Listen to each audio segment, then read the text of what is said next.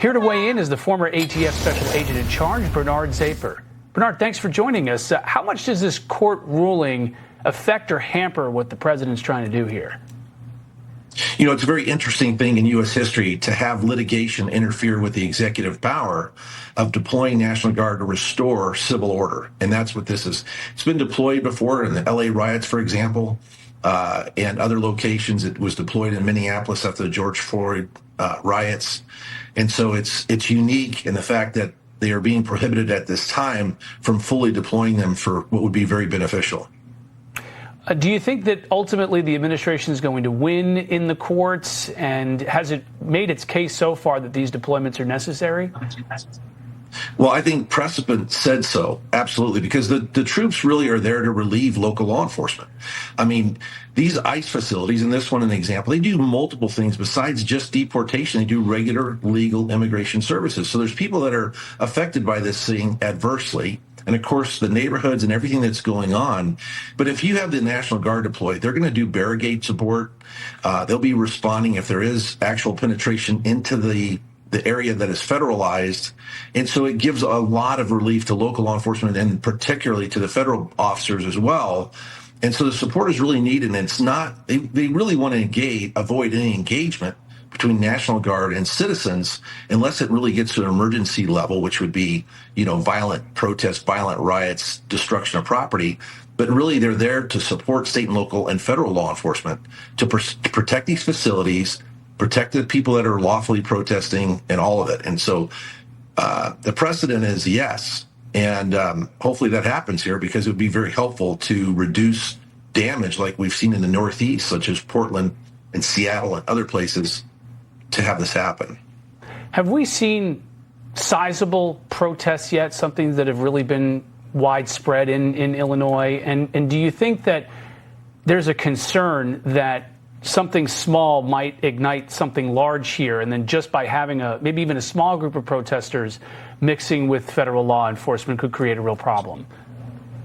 It's an absolute concern, and one has to realize that these type of protests and this activity is national in scope, because basically you have a social media radicalization of people that are coming to these events.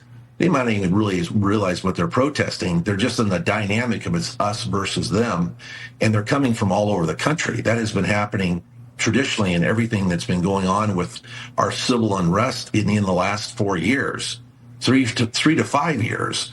A number of people, see, for example, the riots in Minneapolis. The people that burnt down the 4th Precinct in Minneapolis were not even from Minneapolis. They're from other parts of the country. And so it's a rallying call for people that are protesting a number of things, patriarchy in general, but really they're antagonistic, anarchist type, in addition to whatever their perception of removing people that are harmful to the United States that are here unlawfully, that have a criminal history and that are a direct threat to public safety in our nation. So yes, it's a concern, and wherever this protest is going to be, in any location, it really is going to be national in scope. Do you think that when citizens in Chicago or here in Washington, D.C., they see scenes of federal law enforcement, National Guard, patrolling areas, these are liberal cities. Do you think that it actually emboldens maybe the middle to come out, or does it change a perspective? Or I mean, who's really winning the optics fight here? You have two things going on. Let's say you're trying to establish protection of a federal facility, such as this Plainville, Illinois request for National Guard. But then you have general policing that's happening in the District of Columbia and the request to bring that further in parts of Chicago, for example. I mean, if you're a tax-paying citizen, you should be really concerned that civil order can't be restored by your law enforcement, your community leaders. It is concerning. The deployment of National Guard and these things are really, again, for support of law enforcement, not for direct engagement, not for arresting citizens because of the prohibition of posse comitatus, for example. You don't want that. You want licensed law enforcement officers doing any type of criminal engagement, arresting people when it comes to those things. But in terms of a contemporary city in 2025 in the United States, having to deploy National Guard to attack a homicide problem or violence problem, that's really concerning. And anybody that goes to work every day and has children going to school should be incredibly concerned that whatever their municipal or state leaders, that they have failed to allow this to happen. And the fact that there's people think that this is okay, and very possibly the people that are causing the damage and the activity may not even be from their community. They're coming from other places of the country as well as the city itself. All right. Bernard Zapor, thanks for joining us. Thank you.